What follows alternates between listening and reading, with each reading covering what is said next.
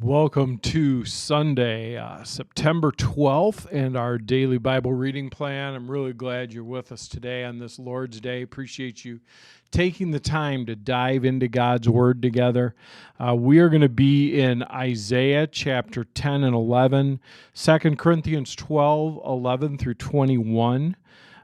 Psalm 56, Proverbs 23, verses 6 through 8. So I want to go ahead and just jump right to Isaiah chapter 10, verse 1.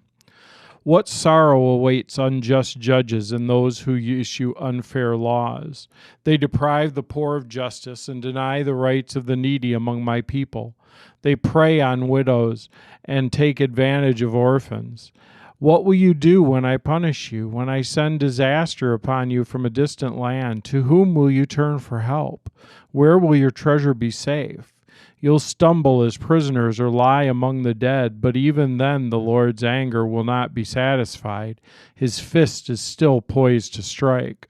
What sorrow awaits Assyria, the rod of my anger? I use it as a club to express my anger. I'm sending Assyria against a godless nation, against a people with whom I am angry. Assyria will plunder them, trampling them like dirt beneath its feet. But the king of Assyria will not understand that he is my tool. His mind does not work that way. His plan is simply to destroy, to cut down nation after nation. He will say, each of my princes will soon be a king. We destroyed Calno just as we did Carchemish. The Hamath fell before us as Arpad did, and we destroyed Samaria just as we did Damascus. Yes, we finished off many a kingdom whose gods were greater than those in Jerusalem and Samaria. So we will defeat Jerusalem and her gods as we have destroyed Samaria and hers. After the Lord had used the king of Assyria to accomplish his purposes on Mount Zion and in Jerusalem, he will turn against the king of Assyria and punish him, for he is proud and arrogant. He boasts, by my own powerful arm I've done this. With my own shrewd wisdom I've planned. I have broken down the defenses of nations and carried off their treasures. I have knocked down their kings like a bull. I've robbed their nests of riches and gathered up kingdoms as a farmer gathers eggs. No one can even flap a wing against me or utter a peep of protest. But can the axe boast greater power than the person who uses it? Is the saw greater than the person who saws? Can a rod strike unless a hand moves it?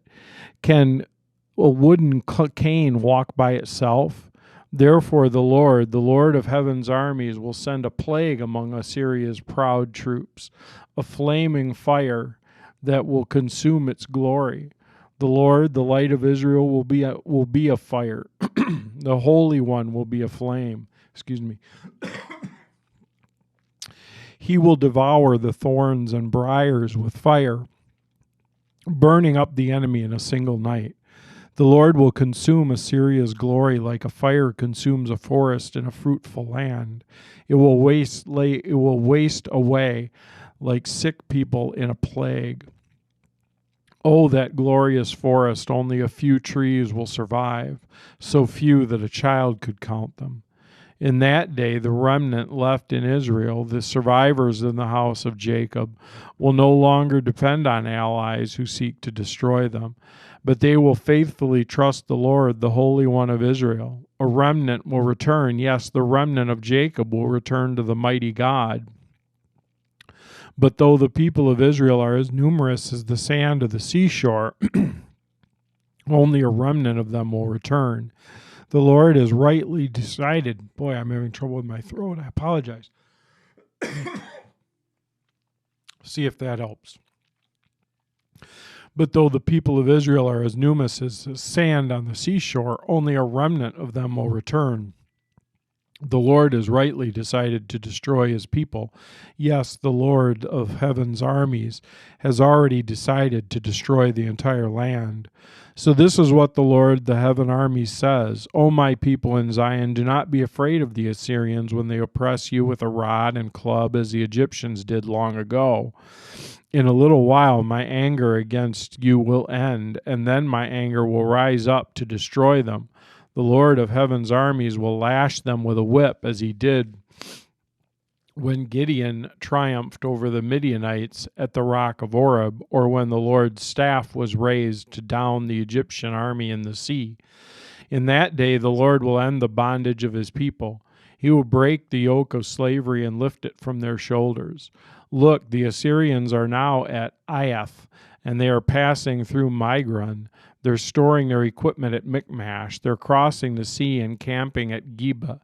Fear strikes the town of Ramah, and all the people of Gibeah, the hometown of Saul, are running for their lives. Scream in terror, you people of Galem.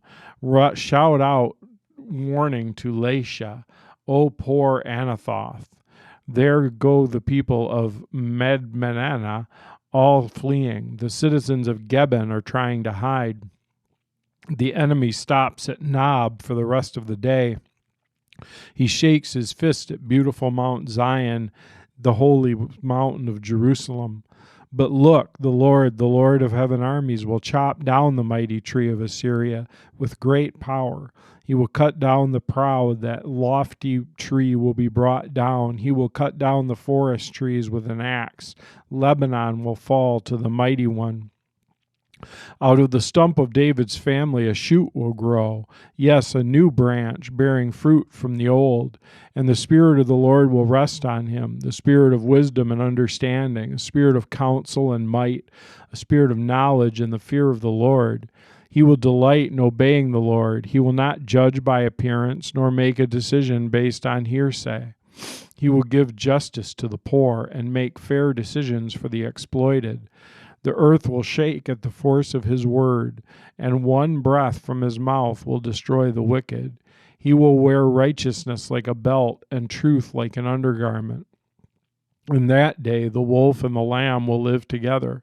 The leopard will lie down with the baby goat. The calf and the yearling will be safe with the lion, and a little child will lead them all. The cow will graze near the bear. The cub and the calf will lie down together.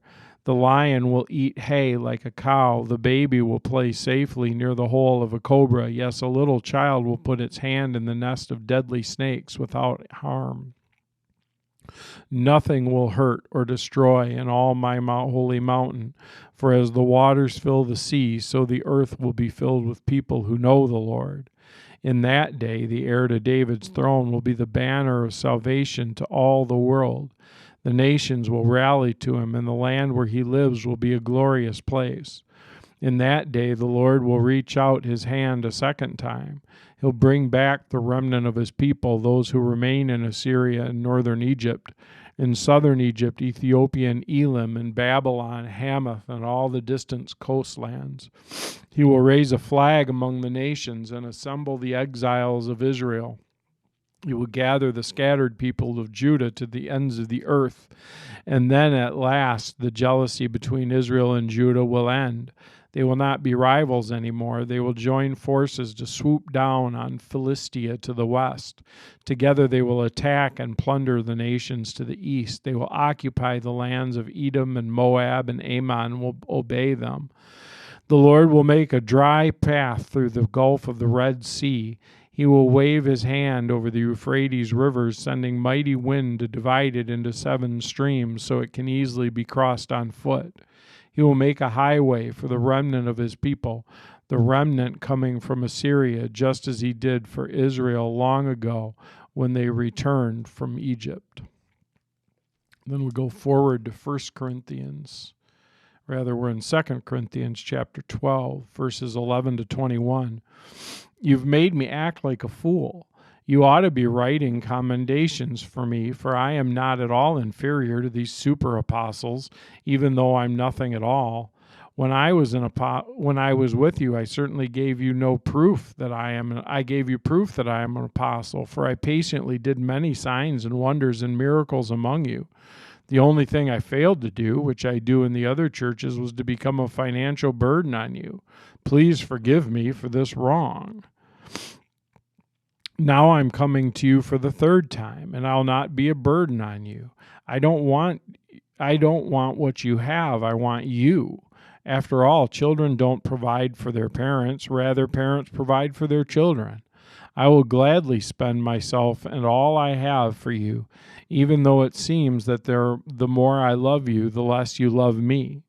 Some of you admit that I was not a burden to you, but others still think I was sneaky and took advantage of you by trickery. But how?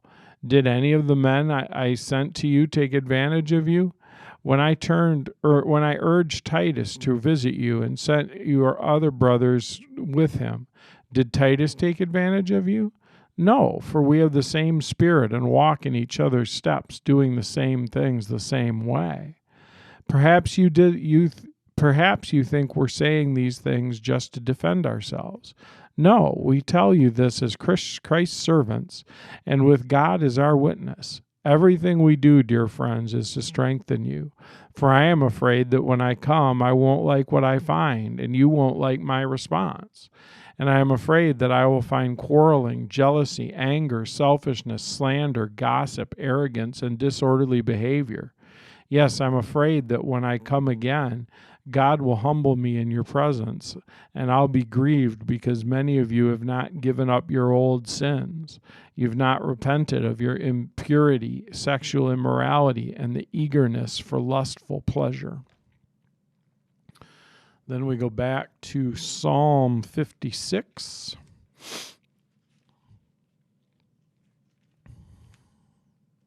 O God, have mercy on me, for people are hounding me. My foes attack me all day long. I'm constantly hounded by those who slander me and by many who are boldly attacking me. But when I'm afraid, I will put my trust in you. I'll praise God for what he has promised. I trust in God, so why should I be afraid? What can mere mortals do to me? They're always twisting what I say. They spend their days plotting to harm me. They come together to spy on me, watching my every step, eager to kill me. Don't let them get away with their wickedness. In your anger, O God, bring them down. You keep track of all my sorrows. You have collected all my tears in your bottle and have recorded each one in your book. My enemies will retreat when I call to you for help. This I know. God is on my side. I praise God for what he has promised. Yes, I praise the Lord for what he has promised. I trust in God. So why should I be afraid? What can mere mortals do to me? I will fulfill my vows to you, O God.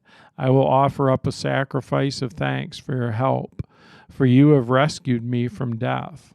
You have kept my feet from slipping, so now I can walk in your presence, O God, in your life-giving light. And then Proverbs 23, starting in verse 6 and going through verse 8.